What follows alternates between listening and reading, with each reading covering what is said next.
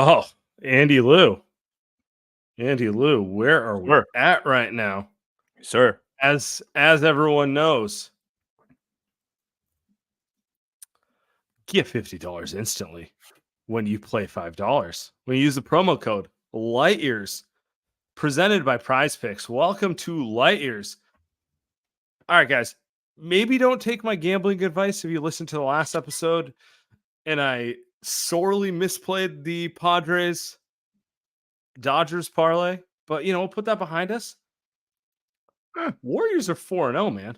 Warriors 4-0 in preseason. I feel weird even saying their preseason record because it feels kind of trollish and like childish, but like, could we be honest? They look good. No Steph, no Draymond, no problem. They look like a very well organized team. And like, look, man, we were expecting big things over the summer. We did get big things over the summer, but I cannot be upset with what I'm seeing right now. I think they've established a very, very clear identity this preseason. If you asking me what record they're going to finish at, I don't know if I'm like 55 wins, but I know what they're going to do. And I'm not actually going to be frustrated, I think, as much as I've been the last 2 years. Sam, they have two. I think number one is we're going to shoot a lot of threes. We're going to shoot a lot of threes from guys that can shoot threes, right? So I think that's one. And then I think number two, I think they're going to be sneaky good defensively.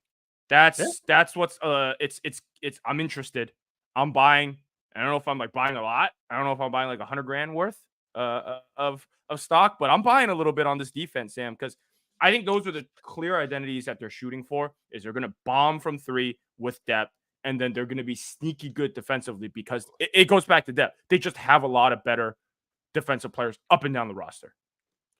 Yeah, I want to talk about the young guys because that was kind of the focus of tonight's game, but like undeniable watching this game, Melton is a level of veteran they haven't had for a couple of years. Not since GP2 was younger and healthier. Not since 2022 when they had Otto Porter and GP2 and it felt like they had a bunch of veterans. Do I feel like they have guys the caliber of Melton and Kyle Anderson and even Buddy Hield, completely different type of player, but like he is a veteran's veteran. He knows who he is. And I think everything kind of starts there, right? Like those guys are reliable NBA players. And to your point, look, Melton's all NBA, all defense caliber. Like whether he makes it or not has more to do with like name recognition and health and all that sort of stuff. But that dude is an elite defender. How healthy does he look too, right? How healthy he looks right now? Phenomenal. Looks phenomenal.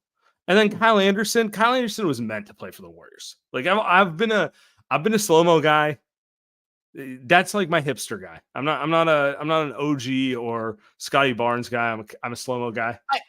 By the way, I've been thinking back on slow-mo, by the way, back on our last pod about Minnesota. Watch out for that. Underrated loss from Minnesota. Is slow-mo not being there. Underrated. Watch out for that one. Is that bigger than the cat loss? Hipster take, maybe. Maybe. I mean, he anchored stuff defensively for them. He made life pretty easy. Great passer. I don't know. Anthony Edwards might be cooked without slow-mo. You heard it here first. I get what I'm saying, though, right? You need these veteran guys. The Warriors are missing them. Now they have them. And like my big take from watching like the first preseason games, like this is a Steve Kerr team. They're an organized team. They have the right amount of veterans who understand extra pass, spacing, and just the general concepts the Warriors want to run. And like, look, I think Slow-Mo is going to be a guy that we talk about all year is like, oh, he turned this game. He made 2 key passes. He was a key defensive player, that sort of thing. And when you get those type of players to Steve Kerr, I've learned don't underrate like how much those little things might lead to a big thing sometimes, like you think back to like 2022, and I'm not saying this team's going to win a title because that's all I'm saying, but it's like, just give him players who fit his system. He will get more wins out of that team than anyone else on earth would. It is clear to me that when you say Steve Kerr team, it really like that is like, we know what they're going to do night in, night out. There's going to be no surprise this season. I think bad surprises, right? Like last season, X, Y, and Z stuff we just didn't want to see. This season, is there really anything? Like, Kuminga's going to get run. Like, Podz is going to get run. These guys are going to get run. Maybe the only thing people will be frustrated about is like probably Moses Moody not playing. Like, that's like the only thing. So like, other than that, we know exactly what they're going to be about this season. I think the question is, how's it going to look in the games against other teams when the real games start? But right now, tonight, I thought we're doing this right after Detroit. I know that what are they, the top 3 worst team in the NBA, but the Warriors played like it. I mean, they played like they were. They made them look like the worst team in the NBA. To me, that counts for something right now without Steph and Draymond tonight. Yeah, and like I just keep going back to the same point. You sign veterans who fit Steve Kerr's system, and you lean into playing that style of basketball. Do you want to play? Like, we're probably not going to walk away being like, oh, they underachieved. He'll probably get the most out of them, whatever that is. Maybe that's a play-in team.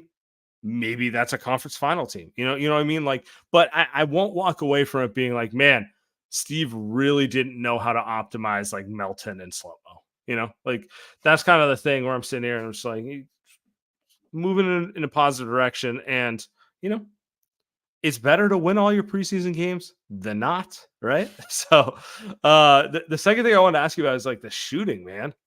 Are you buying that this might be a great team? Like another 39 threes tonight, which is, I think, their least of the preseason. 18 for 39, though, 46%. I'll tell you what, Lindy Waters, that dude can fucking shoot. Are you actually buying that they're going to be a top 3, top 4 3-pointers team, not just in like volume, but like percentage, just like all the metrics that indicate like this team fucking guns, So I think it's clear to me now, back to the initial point, is that I think they'll be the number 1 3-point shooting team, like just in terms of volume, right? Right up there with the Boston Celtics. In terms of how good they're going to be at it, probably not as good as the Celtics. Celtics got a lot of shooters, but I think very, very clearly number 1, 1A, 1B with the Celtics in terms of volume of 3-point shots. Do I believe it? I want to hear your take because I feel like you got a strong take on this. I want to say no because I'm watching Kuminga shoot pull-up threes and I'm kind of like, I know Lindy Waters is a shooter, but like, how much is he actually going to play, right? Because Moses Moody's a shooter, but how much is he actually going to play? Buddy Hield, he's shooting great, but how much is he going to play? So some of this feels like, up and down the roster, the Warriors can shoot, but when the games start and the rotations go to 9, all of a sudden Kyle Anderson and Looney's part of that 9. Those guys aren't shooting that many threes, right? Then what are we talking about? So that's where I'm at with the shooting. I think I'm buying that it'll be a top 5 3-point shooting team, mostly because I think they've highly prioritized guys who get the team out in transition. Like, that's the bigger thing. If they're sitting in a half-court offense pounding the ball, they're probably going to get a terrible shot. Like, let's be honest, they're not built to do that. They don't got LeBron James. They don't have like we're going to slow it down in the half-court type offense. They got to get out and run. They got to shoot the ball in transition, but like slow-mo. You get a big who can move the ball going forward. Draymond obviously can do that. Podz pushes the ball forward. Melton plays fast. They get guys who play fast. I think they'll put up a bunch of shots. So I'm buying that they will shoot the ball. I don't know what it means beyond that. So the fear to me is when it comes to close games. I mean, none of these games matter right now, so it's really easy. And this is kind of why people call it fake shooting, is that when close games happen, what happens, right? Are these guys all of a sudden shooting free and easy? And I go back to Kuminga because I think his is the one that's the most obvious. Like, he's taking and making threes right now. It looks incredible. I mean, it looks like Kevin Durant out there. Like, he's not even bothering going to the rim because he's just sinking them from he's shooting them from everywhere, corner, above the break, right on top. Like, just the hardest spots on the floor, every spot on the floor. But what happens when it's a 6-point game in the fourth quarter? Like, is he shooting the same shot? That's my fear, right? And then same with like kind of like Looney, who's saying he's going to shoot a little more. It's like, we know he's going to play. What's going to happen? So we'll see. But let me present the counter. Okay. If you are concerned about what they look like in the second round of the playoffs, we got problems. They're not getting there as it is right now. What they need to do is just stack regular season wins. Well, They I'm need worried to be about it in the that regular season, though. That's They need what to. I'm worried about. Okay. All right. Yeah. I'm saying I think they can run teams off the floor playing this style in the regular season. I think they can do that thing where they're, I don't know, 12-7, 15-8, 20-12. Like next thing you know, they're 25-13. And all of a sudden they're like, man, they're kind of like the 4-5 seed. And then Oh, it puts man. pressure, on management. Because to me, it all comes back to like just be relevant enough that management has to make a move. Yeah. Yeah. So But that's kind of how I'm looking at it. Can you By the way, win games? before- Like, can you win games this way? do you think how much you think Terry Stotts is a reason for this? It's a good question. I don't think it hurts to have another proven smart coach who just his teams are always top 5, top 10 in offense in general. You never know how much it is adding a couple new pieces versus adding a couple new coaches, but like Terry Stotts is a great coach. His teams, like, have you ever watched a Terry Stotts team and you've been like, man, they just don't know what they're doing on offense, right? So, well, I ask it because you kind of called it when we talked. What is it? They hired him 2 months ago. Like it was very clear. Remember those Portland teams? I mean, they had Mo Harkless shooting 39% from three. I know he didn't shoot it on volume, but he was a threat. Al-Farouq Aminu, a little bit of a threat. Like he had those guys functioning in offense. I mean, the defense is questionable, but like Terry Stotts now brought here as head coach, right? So I think a lot of it does have to do with Terry Stotts. It just popped into my head because I mean I know this is kind of the Warriors style. I know they were top 5 in 3-point attempts. They've always they're doing it. Yeah. This is different though. This is different. This is a little bit more on volume, like up and down the road. This isn't just Steph and Clay. Feels a little more like the Celtics, right? Feels a little more like if you're open, shoot it. We're gonna get you. Trust it. Set your feet. Take the shot. And this is where they're like, I don't want to always be harping on the Clay point because it feels petty, but it's like, it's Steph and a bunch of mid to high 30% 3-point shooters, as opposed to Steph and Clay and everyone else being like, I feel like a dick shooting the shot when those guys are on the floor, right? So that's kind of like where it's at. And maybe it takes to bring in a new coach to empower guys to be like, yep, Steph's going to get his shots. If you're open, take it. But it does feel like a more balanced attack. It feels a little more like the Celtics offense. Feels more like the Utah Jazz under Quinn Snyder's offense. Sure. Rockets are a great way. Like all these teams who are like, we're going to establish our spacing. Number one priority is establish our spacing. And once we do that, then that opens up other stuff we can do. I think final point on this is Steve, old school Steve would argue that this stuff wouldn't work in the postseason. Get to the postseason. That's what the Warriors have to deal with now, right? Like, right? Yeah. That's the problem, right? Because he's right. You get to like game 6 of the finals, and it's like, I don't need PJ Washington chucking. I need good shots. I don't need great shots. But, buddy, we're a long way from game 6 of the finals. We're just trying to get to game 6 of the first round right now. I'm ecstatic if they get to the second round. You know what I mean? So yeah. So get us there, Terry Stotts, Steve Kerr, Lindy Waters. All right. Let Yours podcast. We are brought to you by PrizePicks. PrizePicks, best place to get real money sports action. With over 10 million members and billions of dollars in awarded winnings, PrizePicks has made daily fantasy sports accessible to all. You just pick more or less on at least 2 players for a shot to win up to 100 times your cash. Run your game all season low on PrizePicks. As you heard up top, get $50 instantly when you play $5. Use the promo code LightYears. You can now win up to 100 times your money on PrizePicks with as little as 4 correct picks.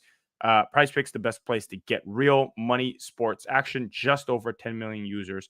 And sign up today if you think Justin Jefferson will get more than 83.5 yards next week. How about we got the MLB postseason all week long this week. The Dodgers just put on a show. Thank you, Sam, for getting us on that last week. But you can go with that one. We got the Yankees and Guardians coming up. Lindor. I'm playing Lindor tomorrow. Feeling good about it. We need it. By the way, we need it. Do I need to just stop? Do I need to stop talking about this? Because I've just been a jinx the whole way through. But anyway, go back. Go more on Shohei Ohtani. That's Sam Esfandiari's bet. And that way, for all the Giants fans or anybody that's rooting against the Dodgers, you'll be able to get some good surprise picks. Prize Picks also offers weekly promotions that lead to big payouts like Taco Tuesday. Each Tuesday, Prize Picks discounts select player projections up to 25% to provide even more value for your lineups. So download the app today. Use code LIGHTYEARS to get $50 instantly after you play your first $5 lineup. Download the app today. Use code LIGHTYEARS to get $50 instantly after you play your first $5 lineup. Prize Picks, run your game.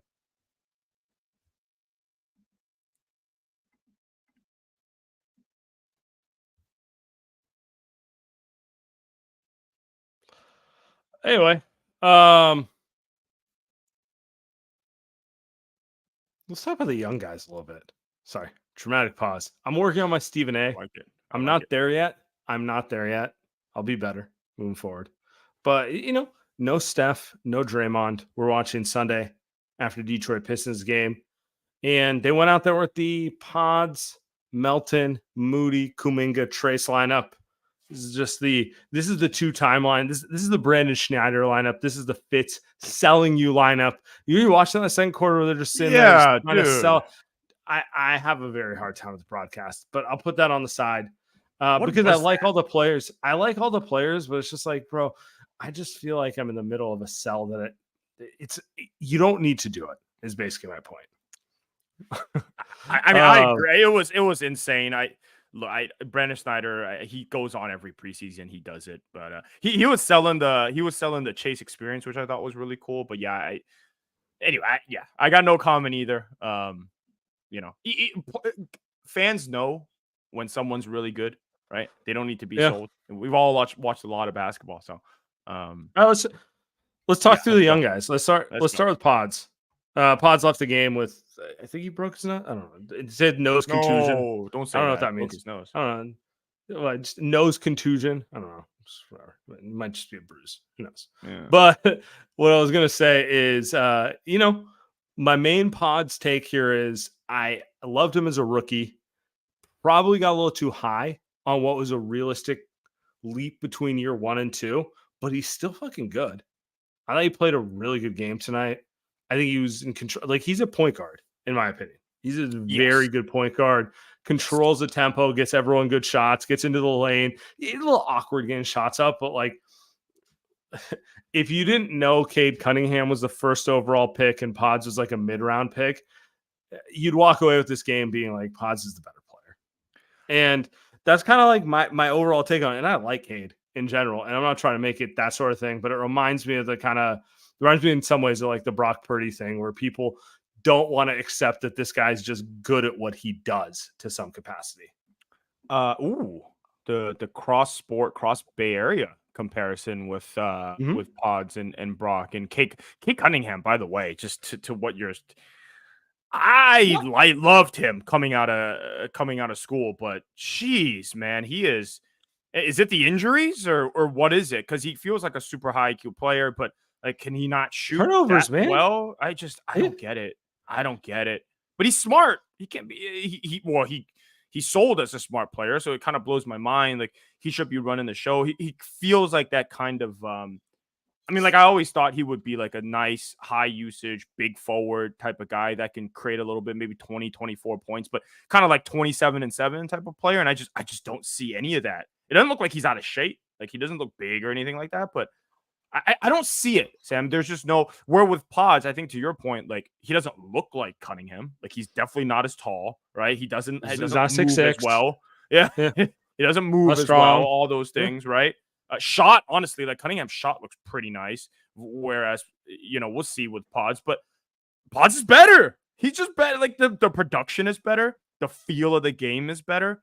The shooting is way better. Now, the question I think with Podz is always going to be like the creation of the own shot. But I think so far in the preseason, it's very clear that that Podz is going to be the backup point guard. He's going to be really good at the backup point guard. The question just remains, like, is he going to be able to score? Like, is he going to be able to create consistently for himself to score? And we'll see. But everything else, I don't really have any questions.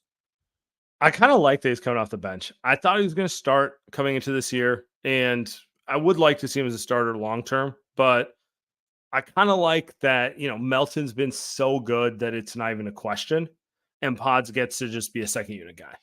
Like, own it, like be so good in the second unit that you and I come on the podcast. We're like, man, should they play him more? Like, why are they not playing him more? You know what I'm saying? That sort of thing, which like it's a benefit for everyone because I felt when they didn't make the Lowry Markkanen trade and everything leaks, like they're not willing to put Podz in. I'm like, man, you're setting them up. You're setting them up to get screwed over, And who knows? Maybe they should still have made that trade. Maybe they should have still put him in there. Doesn't matter.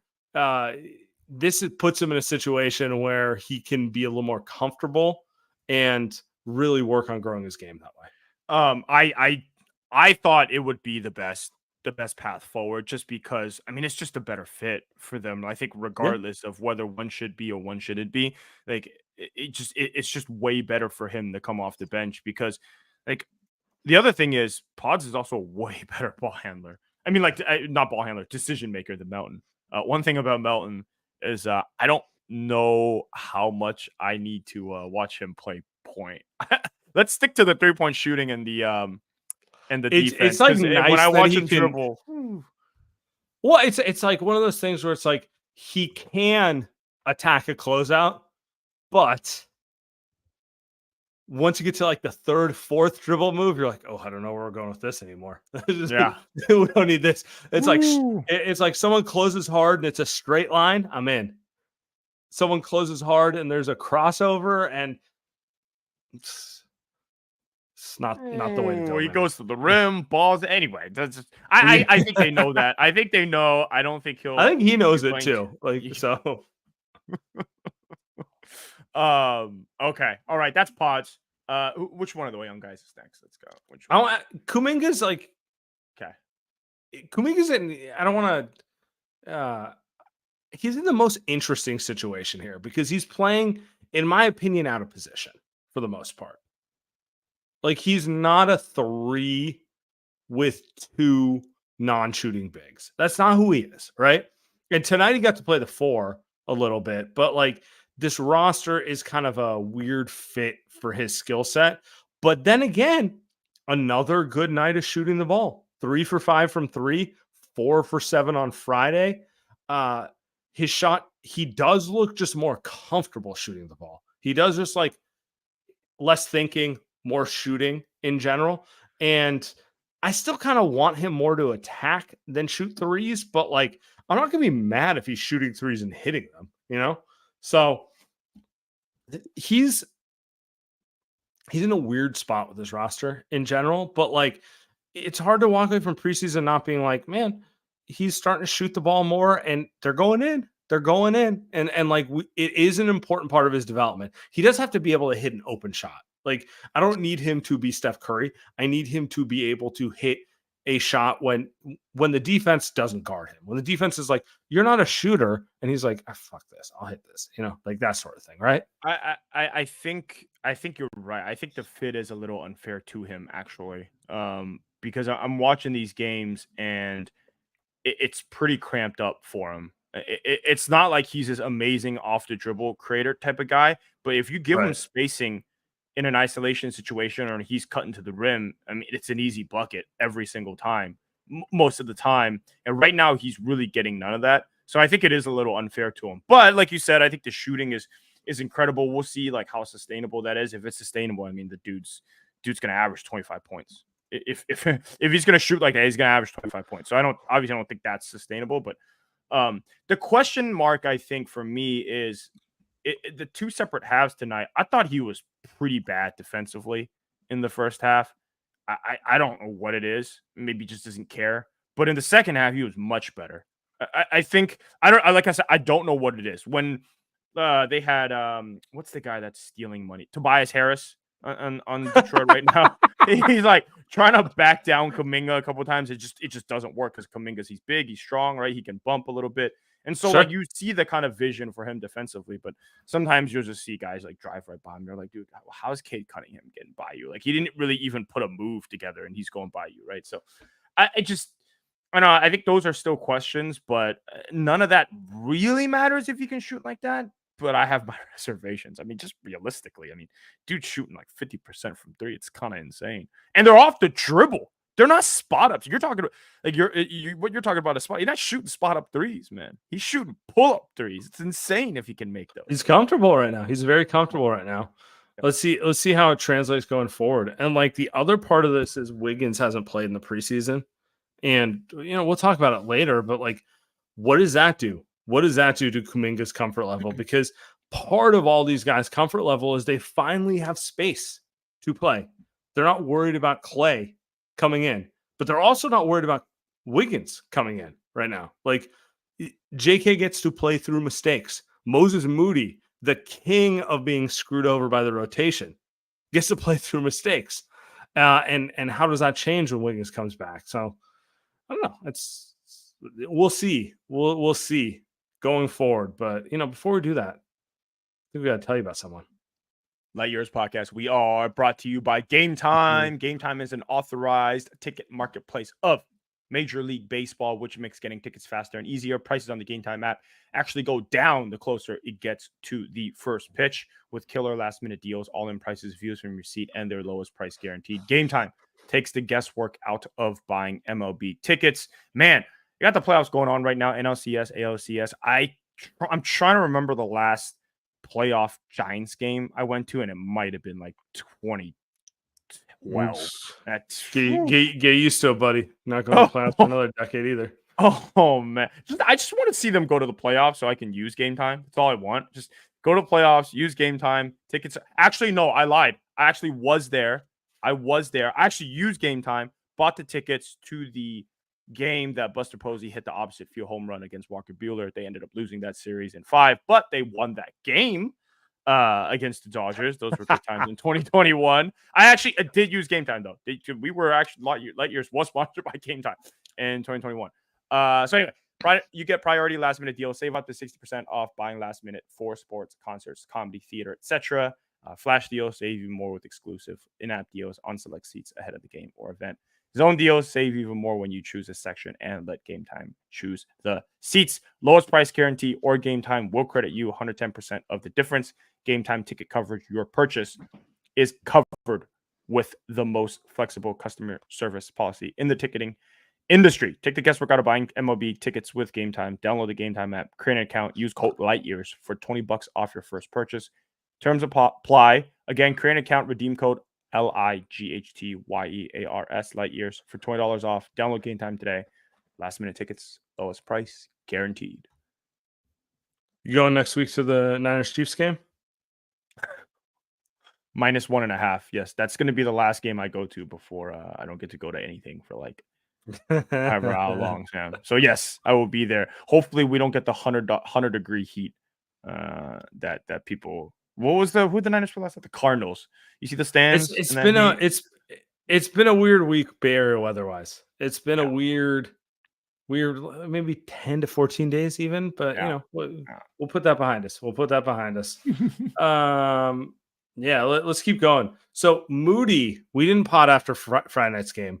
Moody, solid game tonight. Friday was a big one. I guess my question for you on Moody is, do you feel like he's going to be in the rotation when the season starts? Like, where does this sit? Because he's looked excellent in the preseason. He's looked basically like the Moses Moody we've known for 2 years, only better. Only like he looks better than he looked last year. He's an NBA player. He's not just an NBA player. He's a rotation player on most every team in the league. And yet the Warriors have too many players, although also don't make the playoffs. So I don't know, man. It's just kind of like one of those things where it's like, where does Moses fit into this? Where are you with the big double M? The big, dude, it kills me that the Warriors, too many players, but they're gearing up to win 45 games. It's amazing how that's a thing. Only a thing here for the Warriors. Deep bullpen for an 81-win team. Let's go. Giants have a deep bullpen. Good bullpen. I don't know about deep. I don't think he's gonna play much to start the season because why the fuck would he? You know what I'm saying? Like I know we're gonna start the season. I'm pretty happy with the team But the one thing that I think I'm pretty cynical on is I don't think Moody gonna play. But Wiggins isn't here. And I don't know how he's still not here, despite the fact that he's sick. I don't know what type of sickness he's out with, but he's still not playing. DNP does not care. Yeah. It blows my mind. But anyway, just move past that, right? He's not playing. So let's just say if he's not playing, Moody gets those minutes. Someone's going to get hurt, right? GP2's going to get hurt at some point. You get those minutes. Buddy Hield's going to miss some games. Maybe he hits a cold stretch, right? I've heard he's a streaky player. Podz got knocked out today. I don't know what happened to him. He'll miss some games, right? Things just happen. So he'll get to play, but yeah, man, of course he's not going to be in the rotation. Let's just talk Wiggins then.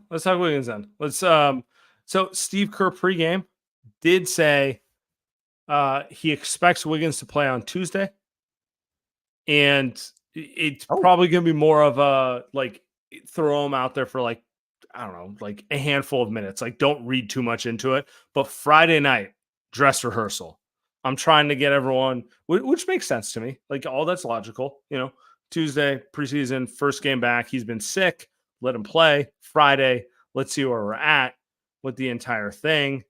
And, he hasn't been there in camp the entire time. Clay also has not been there. And here's my take. They're the two biggest sources of drama around the Warriors for the last multiple years. I know a lot of people are going to listen to this and say Draymond. Sure. He's also a big source of drama, but he's fucking good. So I don't care. It's noticeable both those guys aren't there. And I just wonder what happens when he goes back there. It throws rotation questions into the mix. I don't know. Are you concerned with him being thrown back into it? Because I say this and people will say you hate him and all that sort of stuff. Objectively, if he's on his game, he's better than Moody and Kuminga. That's not I'm not here to lie and tell you he's not a phenomenal 3-and-D wing when he's locked in. He is. He's better than those guys. He is. We saw it in the finals. Very few players can play at that level. He's a better player, but he's not been consistent with it. And I feel like that has downstream effects on the entire roster. So my question for you is, he comes back this week. Do you think it ruins the vibes for the team? Well, if it does, I don't think it will, because honestly, it's one of those things where it's aren't you used to it by now, kind of thing? If you really want to do that thing where it's I'm sure the players are kind of the guy's been it. You know what I mean? What are we really talking about? But the other thing I think to really the real thing to your point, what you're saying is I think they do need him. Regardless of whether it will be good or bad, ruins the vibes or whatever, they need him. You're right. He is better than any wing they have. He's the second best wing defender that they've got behind Melton now. I think Melton's better than him on the wing, but he's really freaking good. Even when that shot's not falling, he can still defend better than anyone they got. My frustration with Kuminga's defense, I have no frustrations with Wiggins' defense. Zero. It is really, really good defense. It makes him even better. I just don't understand how we spent the whole offseason and somehow he's still not playing. So anyway, I'm not going to do the whole thing. It's just okay. If Steve says he's playing on Tuesday, great. Let's just see how he looks, right? Let's just see how it looks. They sold us that he's going to be in shape and all of that. So I'm actually kind of excited because if he's playing Tuesday and he plays Friday, you like how I did all that to put it on. I'm excited because, dude, if they're going to be good, which I think looked at the first 10 games of the schedule, there's a shot for them to win a bunch of games in the first 10. They need him to be good. They do. And it lets them play their best lineups. I think that's something that we haven't talked about. It lets them play their best lineups, which is Kuminga. It lets them play Draymond, Kuminga, Wiggins, which is a really good lineup, and Stephen Melton or whatever you want to do, Stephen Podz. So that's why I want to see it, man. They need him to play. They need him there so that they can play their best lineup, so that they can play their best basketball. And go figure it out, Wiggs. Get healthy. Let's see on Tuesday. Yeah, I mean it's one of those things where this team's entire issues is going to be it has too many good players, not enough great players. But yeah, I would prefer him play well. I would prefer the front office to have to deal with the difficulty of him like just not being on the minutes for everyone in general. So we'll see. Because I think one of the issues last season was that they didn't have enough minutes for people, but the people that were playing minutes weren't good enough. Specifically Wiggins and Clay. Right? It's like they and honestly and Chris Paul. So it's like, but they had to play because those were the vets. CP gave them some value last year. Yeah, he sure did. I think that quest was the for 45, baby. Spurs quest for 45, man. They are hyping the Spurs up. I don't see it, but they are hyping them up. So this season, I don't think we're going to see any of that. Clay's on the team. Chris Paul's on the team, and Wiggins is, he'll play, but it's just one guy, right? Last season, they really had to like fit the minutes in for three guys that like honestly didn't deserve all of the minutes that they got. And this season, it's like, is Buddy Hield really going to be that pissed if Moses Moody's outplaying him and Steve goes with Moses Moody? I don't think so. Like I just don't think. And if Buddy Hield's pissed, then it's like we'll keep it moving, bro. Like you're not, you know what I mean? Like you're not that guy, right? So I think that is a good thing for this team. I think Steve can bench guys, and they kind of have no choice but to be good with it. So. Yeah, pretty much. That's kind of where I'm at with it too. It's a Steve Kerr roster. He can mix and match. No one other than Steph and Draymond really has like the gravitas to be like, what are you doing? Everyone else can be like, come on, man. Yeah, all right, fine. Yeah. I guess I gotta figure my shit out to get back in the rotation. Right. So, that's where we're at. I say we end it here. Appreciate everyone. We'll be back. Big season preview coming next weekend. Love everyone.